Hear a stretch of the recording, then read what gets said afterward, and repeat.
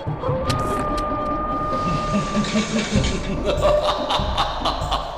evening. As some of the hardcore fans might recall from my scariest movies ever made videos, I don't really like, like scary horror movies. I'm just a bit of a when it comes down to that. I honestly always watch them like this. And that's just not really cool. So, along comes The Conjuring. At least I'm told that you pronounce it The Conjuring. Kinda wish you would pronounce it like The Conjuring, because that would just be a cooler title, The Conjuring. But The Conjuring, directed by James Wan, who already changed the face of horror some 10 years ago with Saw. I don't know how exactly, because I honestly don't really follow the guy or his career, but all of a sudden I heard about The Conjuring. So I looked it up on IMDb, and it got a pretty high score, like a high rating. Like honestly, for a horror movie, a modern horror movie, that's really high. So I decided to give it a shot, and I honestly expected to be like boom, blown away. So, the movie immediately starts out with a creepy doll and a scary possession story. Oh, and giant Chinese subtitles. Yeah, sorry for that, but by the time I made this video, this was the most decent video out there. Anyway, this is all basically just to introduce this couple, Ed and Lorraine Warren, who were actual paranormal investigators in real life, best known for their involvement in the Amityville horror case.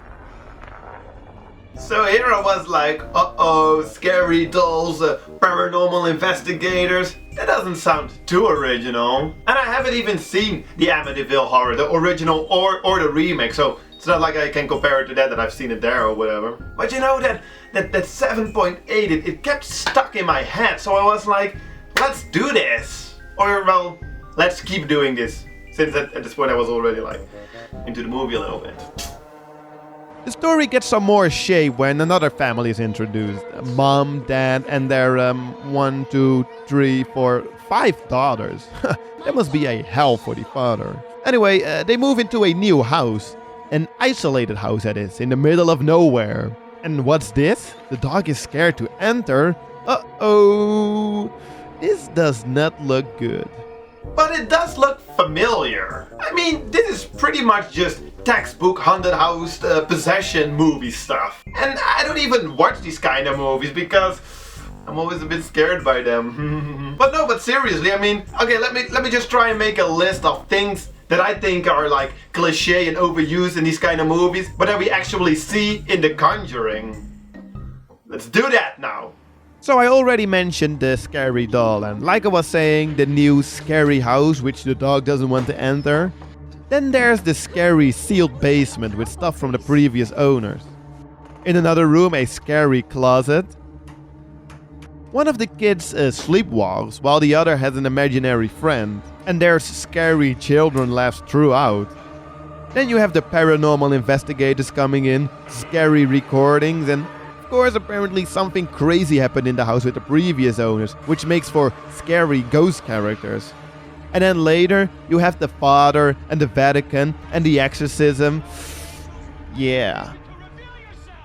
While watching, I was like, well, I just couldn't stop thinking of some of the user comments that I read on the Internet Movie Database. An instant gem among the classic horror titles. New life breathed into a classic subgenre. By far one of the best horror movies I've seen in a while. One of the great horror movies. And so on and so forth. Honestly, I was like, am I even watching like the same movie that everybody's talking about? But then again, a movie doesn't have to be like super original to be good or at least entertaining. So let's just take a look at the movie for what it is. As a scary movie, it sure was effective. I mean, okay, I'm scared quite easily, but yeah, this movie did the job. It's pretty eerie, but it still does heavily rely on jump scares. And the music, which really isn't anything special or fancy, I guess, just your ordinary but effective scary music. I mean, it literally starts the first second.